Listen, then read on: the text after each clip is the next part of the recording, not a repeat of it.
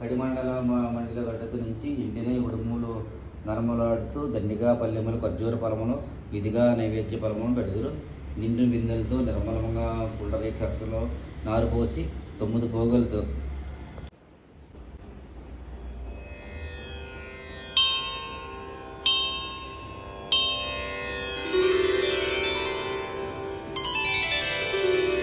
नमस्तेस्तु महामाये श्रीपीठे सुरपूजिते शङ्खचक्रगदाहस्ते महालक्ष्मी नमोस्तुते।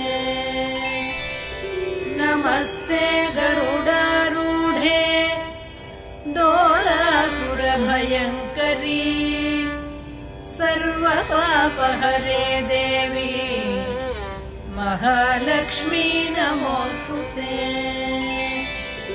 सर्वज्ञे सर्ववरदे सर्वदुष्टभयङ्करी सर्वदुःखहरे देवी महालक्ष्मी नमोस्तुते।